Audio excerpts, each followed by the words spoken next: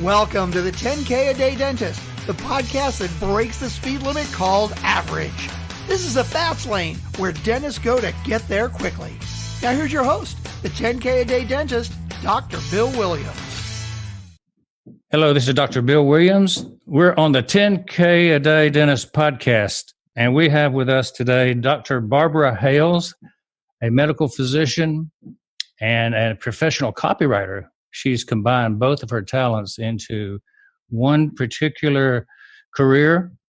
At this point, she is 30 years a professional in the healthcare field, and she is uniquely qualified as a writer in medical and health market.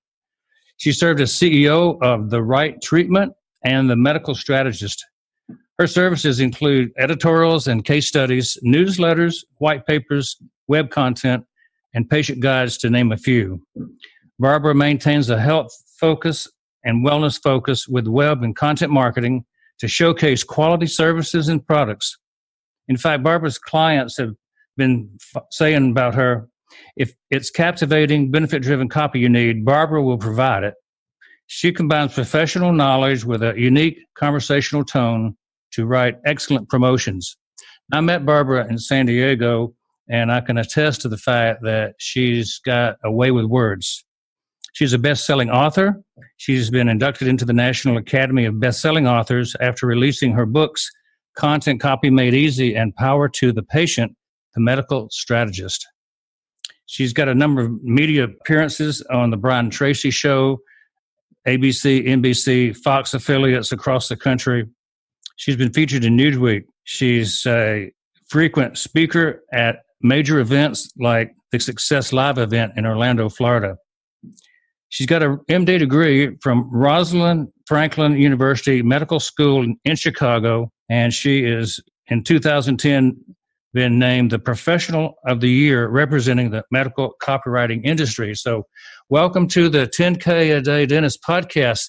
This is going to be exciting. I want to hear exactly why you went from medical practice into copywriting and what unique position that puts you in to serve the medical profession. Thanks for having me, Bill.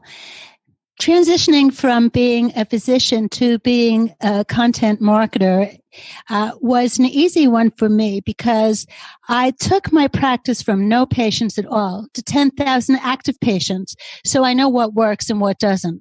But what I noticed is that most physicians were not marketing themselves. If you ask them, they say, I don't know how, I don't have the time, or isn't marketing unethical?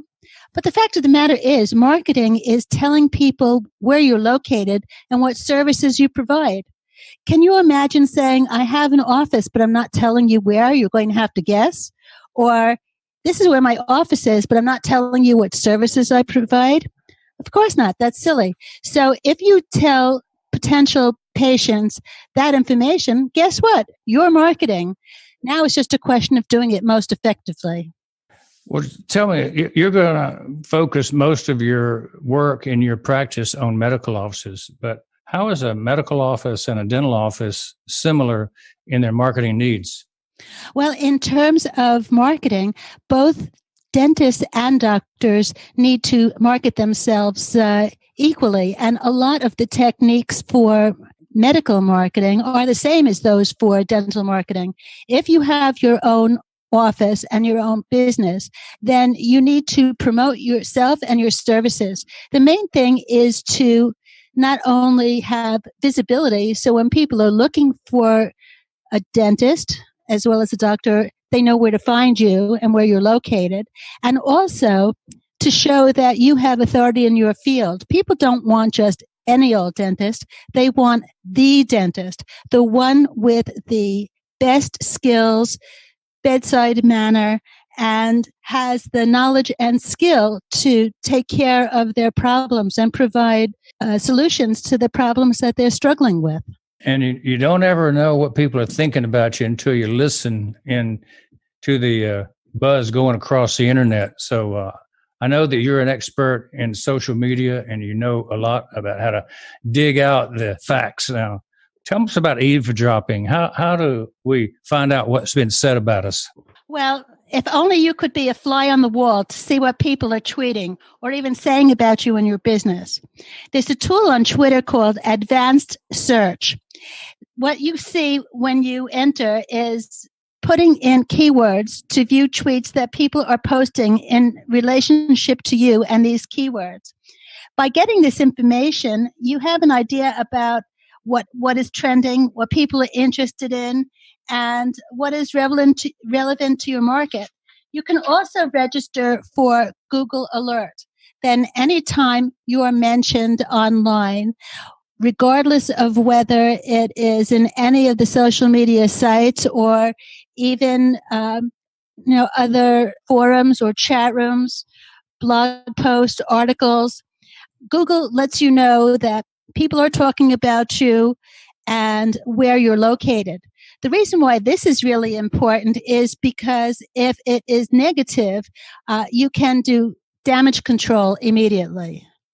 That's a beautiful technique. I did that with Google maybe 10 years ago. I put on a conference called the Top Gun Conference, and I put in Google Top Gun Conference.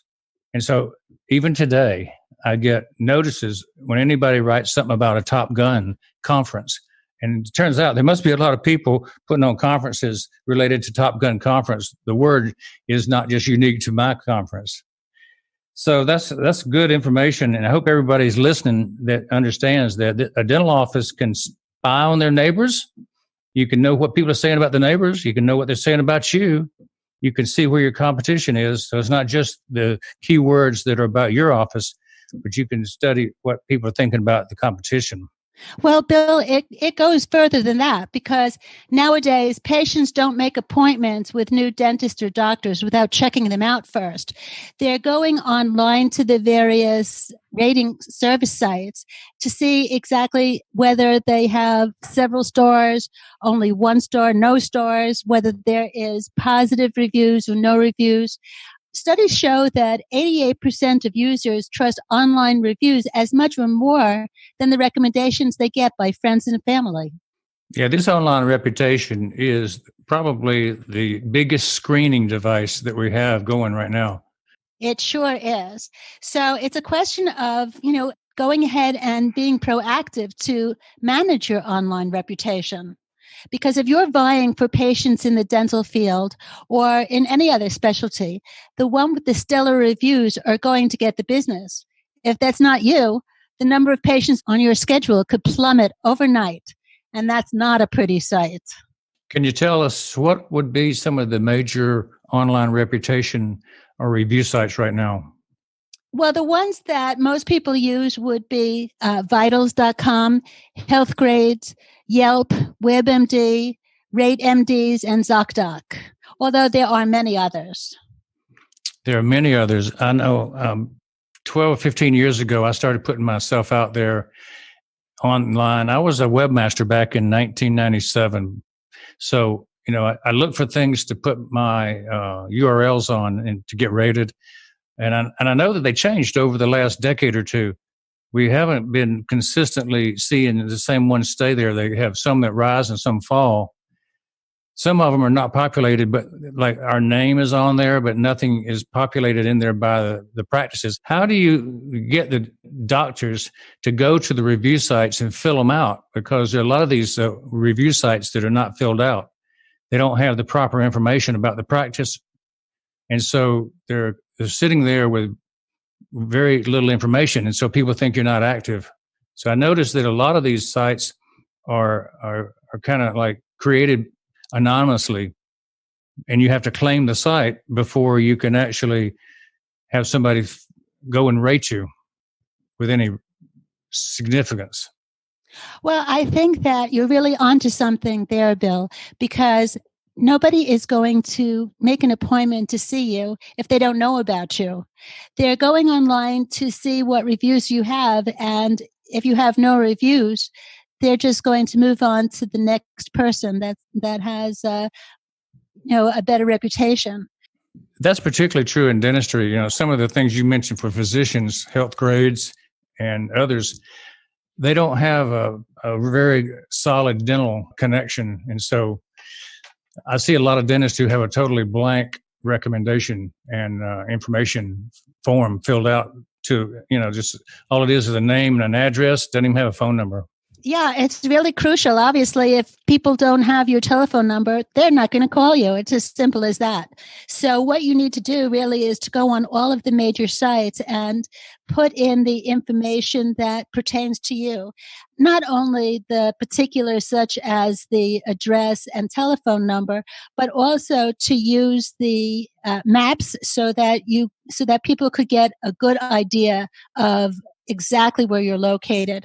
You want to also add the services that you provide, because not every dentist is equivalent. Some people do orthodontics, some do periodontistry, some people do implants. So whatever it is that you're providing, you would want the public to know about that, because if that's the service they're looking for and you provide it, you stand a better chance of getting that patient.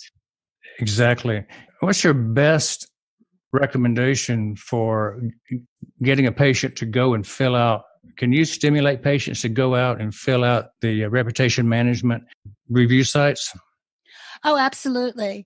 If you have a negative review, that's especially important, because while you can't take a negative review off, you certainly can dilute it. So what you do is you target your best patients, and just like a referral and loyalty program that you may already have implemented in your office, encourage them to post reviews. Don't coerce them, but rather provide your loyal patients with easy to understand written instructions on how to rate you online. And many glowing reports will drown out any negativity. What you can do is ask them to go onto the site that you're interested in getting the review from, telling them what the URL is, and then asking them to fill it out in an honest way. And most patients, if they're happy with your services, will be only too happy to do it. The thing is also, though, you want to ask them right after they've seen you in the office.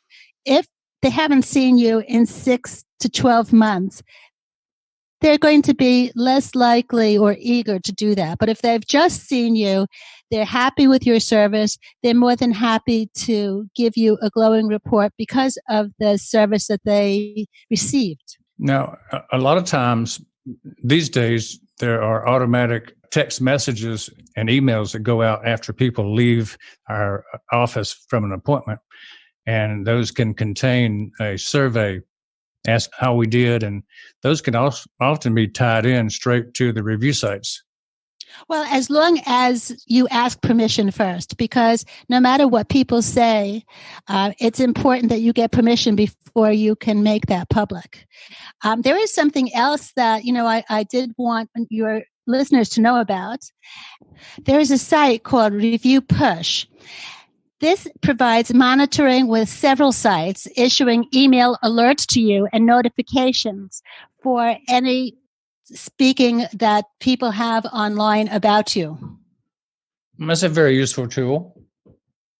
Yes, absolutely.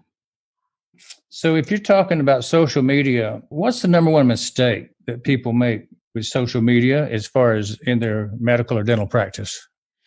Well, it's important, first of all, to take a look at all of the sites and figure out from your demographics, where your patients hang out. If you have a pediatric practice, you may want to be on Snapchat and Instagram. If it is an older crowd that you're dealing with, you may want to be on Facebook. So it's very important, obviously, to spend time on the site that your patients also are on. However, it is a mistake if that is all that you do, because every single social media channel allows you to put your profile on. So whether or not you're active on the site, having a stellar profile will drive traffic back to your website so they can learn more about you and contact you from there. No doubt about it. I think you're right on target there. If you're not in the right place for people to hear you, you'll be talking to an empty hall. There'll be no audience. Right. But also from every single other social media channel, putting a stellar profile on gives you that added boost in terms of strengthening your brand and boosting your reputation. That's kind of what you do, is going into people's social media and upgrading and updating their profiles. Absolutely. It's so important. It's important because people want to know not only your past, but your present, what you're doing, what you're providing, the kinds of solutions that you're providing for the problems that they're having or struggling with. Mm-hmm. So I can see it now. You're basically putting a new face on the practice that shows in all the different directions. Like social media points, each medium is different. Twitter has a different audience, and so does Instagram, so does Facebook. And so you put a different face on each of these media outlets so that it attracts the correct audience. Yes, absolutely. And if you can add your personality to it and make it more engaging and entertaining, then you've got it beat. Excellent. Well, I like that approach. I like the personalization. I like the situation that you've described, where the personality of the practice, the owner of the practice, the doctor, really shines through, and people understand who they are before they meet them. I have a tenet in my marketing and my practice where I say, I want the patients to know me before they meet me. In other words, I want them to see who I am on social media and on my website and feel warm and fuzzy before they even walk in the door. Absolutely. And what I recommend for your website is, besides getting to know you, especially if they've never been to the practice, it would be a great opportunity to have videos and images of each of your staff members, what their names are and what their roles are. So when they go to the office for the first time, they feel that they already know your staff and they're more comfortable. Exactly that. I know a lot of patients will come in my office with that same thing going on. They know who we are because we're out there, we're visible, and we're not shy about talking and being on video in our practice. And it just brings a warmth to the whole atmosphere when new people come in. They don't feel like they're in a strange place. Absolutely. And that's really so crucial when it comes to dentistry, because let's face it, Bill, the average person coming into a dental office is white knuckle scared and just seconds from running out the door. That's the common perception that we're trying to break. So has the medical office got that same issue going on? Are they a little more relaxed going into a medical office? What do you think about the different populations of patients that come into dentists versus physicians? Well, I think that all patients, regardless of what service that they're seeking, are nervous. They're worried about the news that they're going to get. They felt healthy going in, perhaps. They sure want to feel healthy going out as well. No doubt. Yeah, the white coat syndrome strikes again. That's true. And they don't really want to hear any judgment or criticism about the lifestyle choices that they've had. Just maybe some helpful advice on great lifestyle choices moving forward.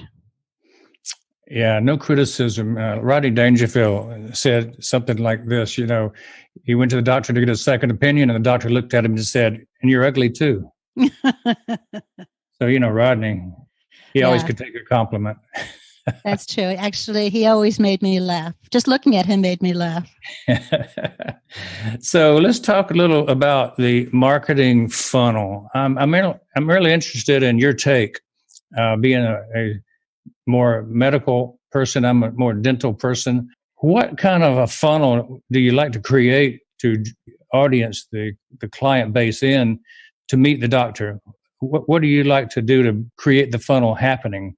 What are your tools? Well, the first part of the funnel, the widest part, which would be the most widely received, would be a tip sheet, a list. People love lists, or a question and answer of the most frequently asked questions. Every day, the dentist or the doctor gets the same questions asked many times in the day, and they're answering the same the same questions and giving the same answers all day long. So wouldn't it be nice if that was on your website so that you could just refer patients there instead of saying the same things? But, a lot of patients are seeking the same answers, and, having that as an offering is something that's going to get people in. Excuse me, you're right on track with that one, because we're filming right now a series of videos to put on our website with the common answers to FAQs. And I think that'll be so well received. You're really spot on there, Bill. And you can also give what other kind of lead magnets. These things that are going to open the funnel up are called lead magnets. So what other ones do you recommend? Well, the next one that I would recommend would be an ebook or, a regular book that you can provide them that reflects the types of services that you provide. It would be in sync with that. And that's pretty novel, a physician or a dentist with its own book.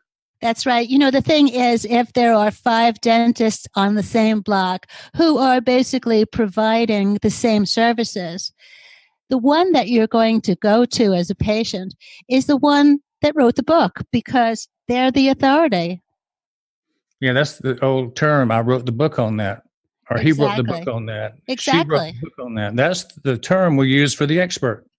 Exactly. And of course, if you're going to have something done for you health-wise, a procedure, you want to go to the authority and the, thought leader in the field.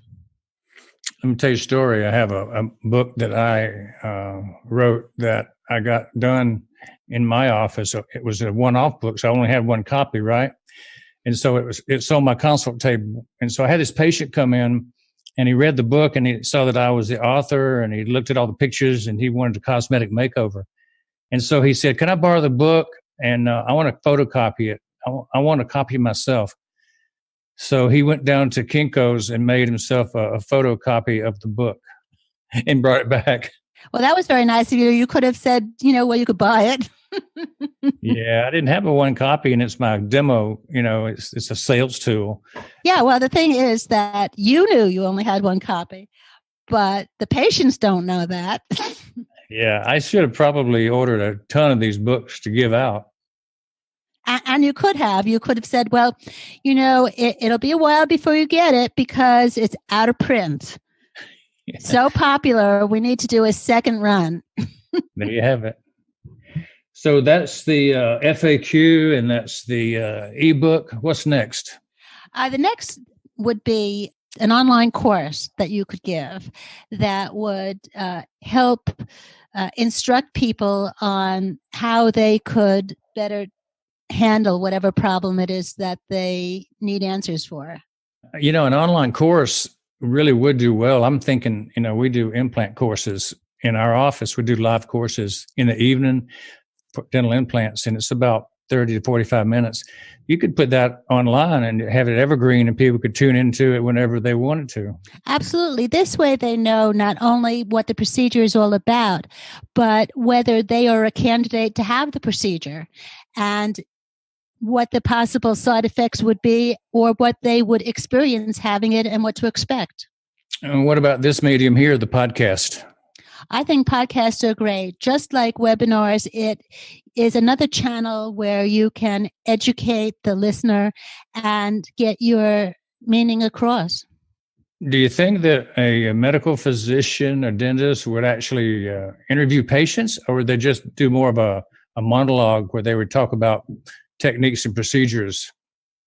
No, I don't think that they would interview patients, because then you run the risk of patient information security or violation of that. Rather, it would be information podcasts like how-tos, or each podcast that was put out would be specifically catered to a particular condition. Mm-hmm. And I guess finally, blogs are something that's very in the forefront of marketing. Well, I think blogs are crucial, and for 2 reasons. Number one, a blog is a place that gives you an opportunity to tell your patients about any breaking news about new techniques or procedures, about new medical and dental devices, about the services that you provide.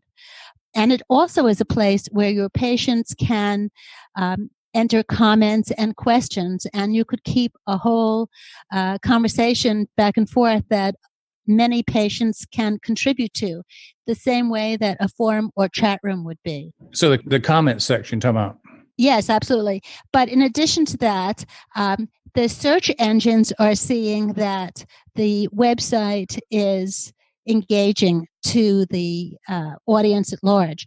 If somebody puts up a website that's static and nothing is put on that website, patients are going to say, hello, is this practice still in existence? Did the dentist or doctor move on or sell his practice and leave or retire? What's with this? This is the same information on the website that I saw last month or 6 months ago, and nothing's changed. But if you have a blog attached to your website, every single blog is viewed by search engines as fresh content. So your website is no longer static, and it increases your search engine ranking and boosts your credibility and authority. So you'd be an SEO king when you have blog content that turns over. Absolutely. Who would put that content out? Well, if you could have an editorial calendar where you put the information up as well as your staff members. But if you decide that you don't have the wherewithal or you just don't have the time, no worries, because you can outsource it. This way you just tell the person that is doing it for you what you need, and voila, it's supplied to you and put on your site.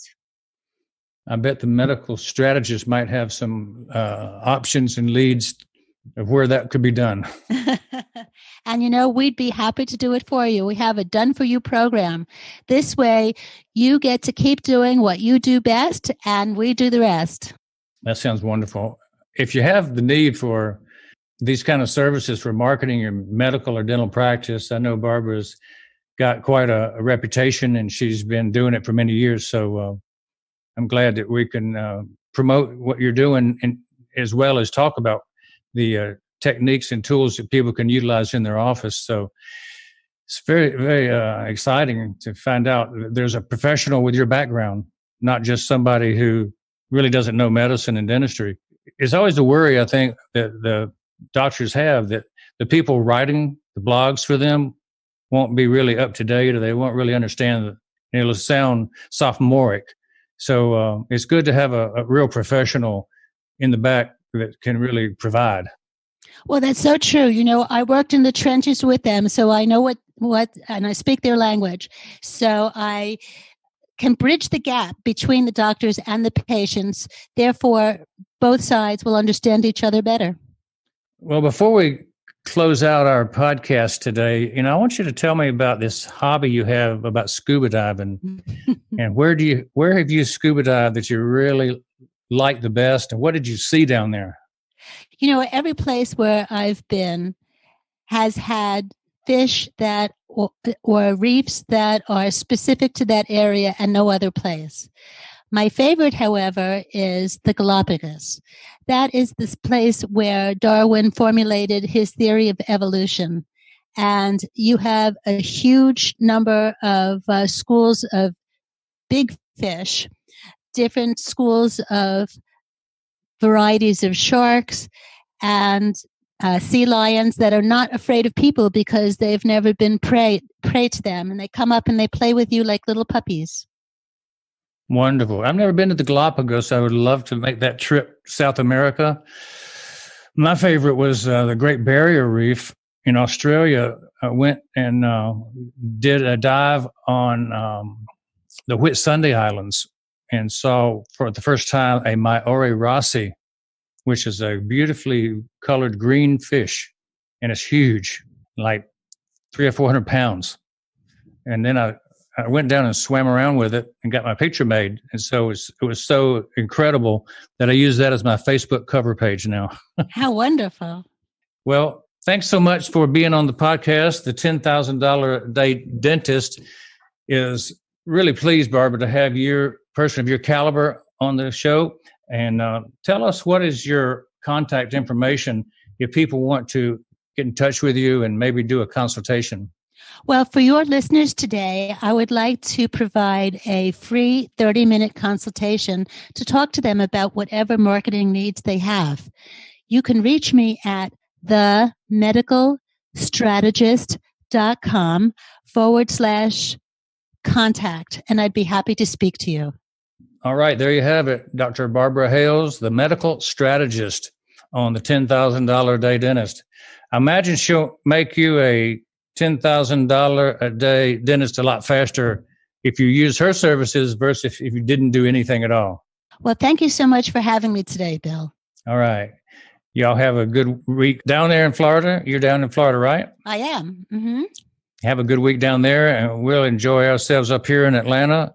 Hope to see you on the road again. Okay, thanks. Bye, Barbara. Bye. Thanks for listening to the 10K a Day Dentist podcast. If you enjoyed the show today, please subscribe, rate, and recommend on iTunes and your other listening or viewing services. Dr. Williams asks that you like and share the podcast with a friend. And if you want more great information, visit 10kway.com and check out the show notes for more great resources. Thanks again for listening. And don't forget, get your free copy of Dr. Williams' #1 best-selling ebook, The $10,000 a Day Dentist, and other surprise bonuses at 10kway.com.